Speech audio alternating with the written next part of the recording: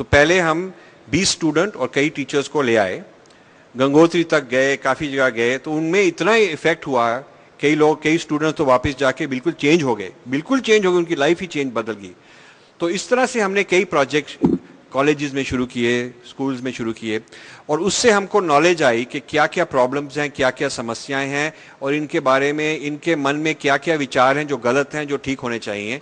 और वो ये हमने रिसर्च की कि क्या कहाँ पर ये गवर्नमेंट का हाथ है अमेरिका में, कहाँ पर ये सिर्फ ये लोग इग्नोरेंट हैं, इनको पता ही नहीं है, अज्ञानी है, तो उसका रोल है। बड़ी जो वर्ल्ड की जो बड़ी बड़ी यूनिवर्सिटियां, वहां भी तो आपने बहुत हमने हार्वर्ड में प्रोजेक्ट किए, हार्वर्ड में इंडोलॉजी का एनुअल कॉन्फ्रेंस हमने स्पॉन्सर की, हमने वहाँ जाके लोगों से बातचीत की, वो तो बहुत बड़े बड़े टॉप स्कॉलर्स थे, उनसे बहस की।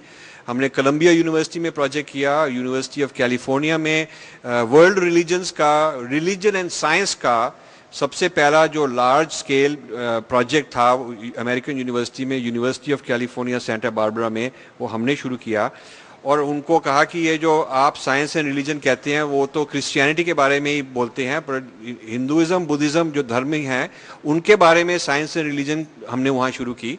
तो कई नई तरह की रिसर्च शुरू की। और इंडिया में हमने इस तरह के जो थिंकर्स हैं उनको पैदा करने के लिए काफ़ी सारे यहाँ कॉन्फ्रेंसेस किए।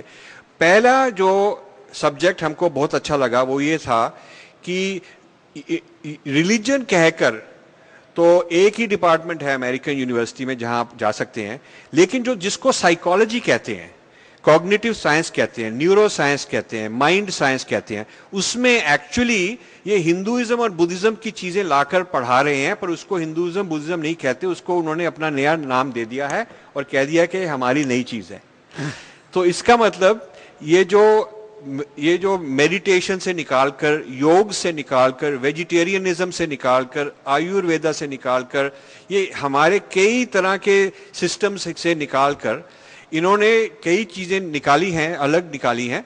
और जो अमेरिकन लोग हैं, ब्रिटिश लोग हैं, इस तरह के लोग हैं, उन्होंने अपने नाम को पैटेंट भी कर दिया है, ट्रेडमार्क भी कर दिया है, नई नई चीज़ें निकाल दी हैं। अब हम इस पॉइंट पर पिछले 15-20 साल से रिसर्च कर रहे हैं। अब इसी पॉइंट पर हम के काफी वॉल्यूम्स निकलने वाले हैं कि उसी को जो विचार जो जिन पूरे पहले तो भारत को देखा, यहाँ पढ़े, फिर दुनिया देखी, और फिर जो विचार निकले वो इन्होंने उस पुस्तक के रूप में दिए, और अब एक जुनून बन गया।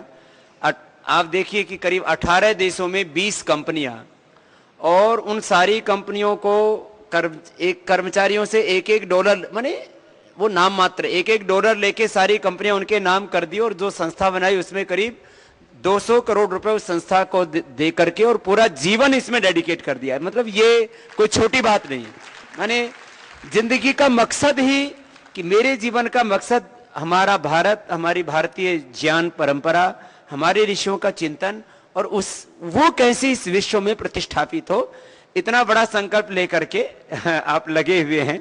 तो उस पुस्तक के बारे में आप कुछ कह रहे हैं? हाँ, मैं ये तो एक बैकग्राउंड रखा। हाँ, ये बैकग्राउंड रखा। अब हमने कई अपनी नई वोकैबुलरी शुरू की है, अपने वर्ड्स निकाले हैं। अब वो इंग्लिश के भी वर्ड्स हैं और कई पुराने संस्कृत के वर्ड्स भी हम उनको नया मीनिंग दे रहे हैं। अब तो एक तो हम कह रहे हैं कि हम वेस्ट के बारे में पूर्व पक्ष करना चाहते हैं, हम उनकी पूर्व पक्ष करना चाह रहे हैं।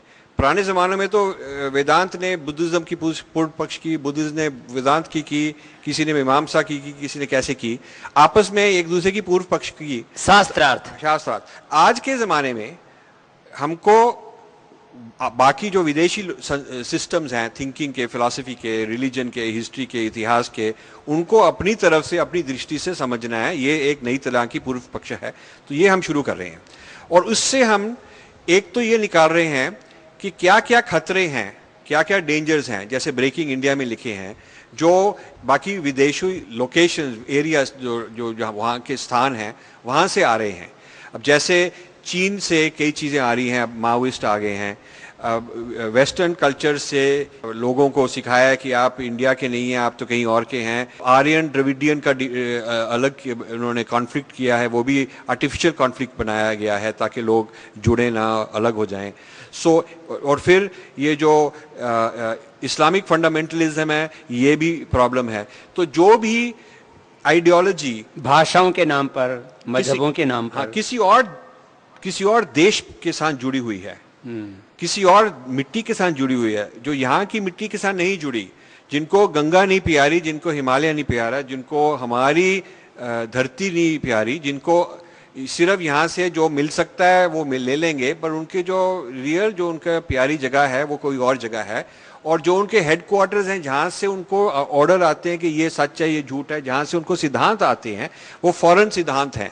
ये भी एक तरह की मल्टीनेशनल है, ये भी एक तरह की मल्टीनेशनल है, क्योंकि मल्टीनेशनल जैसे ही ये काम करते हैं और ये इनके ब्रांच ऑफिसेज हैं, और इंडिया में भी उनके बहुत सारी ब्रांच ऑफिसेज हैं और सब्सिडरीज हैं, ये जॉइंट वेंचर्स लगा दिए हैं। आदेश भी आते हैं और वहां से वो पैसा भी आता है, फंडिंग भी आती है, और फंडिंग को फिर वो इवेलुएट करते हैं कि इस फंडिंग से आपको ग्रांट दिया और इसको ग्रांट दिया, 50 लोगों को इंडिया में ग्रांट दिया तो किसने ज्यादा काम किया हमारे मुताबिक, हाँ। और वो हर हफ्ते वो वहां पर रिपोर्ट भेजते हैं, मॉनिटरिंग होती है उसकी। हाँ, मॉनिटरिंग होती है, स्प्रेडशीट होती है जिसके ऊपर वो एनालाइज करते हैं कि कहाँ से क्या हमारे को क्या फायदा हुआ। तो वो एक तरह का वोट बैंक बना रहे हैं, और वो एक वोट बैंक इतना बढ़ी जा रहा है कि अब उनकी हेडक्वार्टर्स से कोई इंडियन पॉलिटिशियन खड़ा होता है, और वो क्योंकि इंडियन है, भारतीय है, सिटीजन है, उसको अधिकार है, वो कर सकता है सारा, क्योंकि हमारा कानून इतना ऐसे खुला हुआ है, तो इसलिए वो लोग आते हैं। पर जो उनकी लॉयल्टी है, जो वो जिसके साथ वो जुड़े हुए हैं, वो उनकी सबसे प्यारी जगह ये नहीं है, ये हमने पता कराया। और ये पता कराने के लिए ये कहानी बड़ी अच्छी है। ये एक ब्रेकिंग इंडिया जो पुस्तक है, उसका जो कवर है, वो कवर के ऊपर इंडिया का मैप है, वो जगह वो टूटा फूटा इंडिया दिखाया गया है उस मैप में।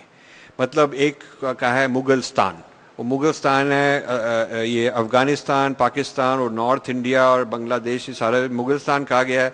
और नीचे कहा गया द्रविड़स्तान, दलितस्तान, इस तरह के स्थान तून बना के तोड़ा हुआ नक्शा। भारत को तोड़ने की साजिश, भारत को तोड़ने का षड्यंत्र, उसका हिंदी में जो रूपांतरण हम ब्रेकिंग इंडिया बोले, वही, और उसकी क्या क्या तैयारियां, आर्थिक रूप से, सामाजिक रूप से और धार्मिक रूप से, ऐसे अलग अलग तरह से। जी हाँ।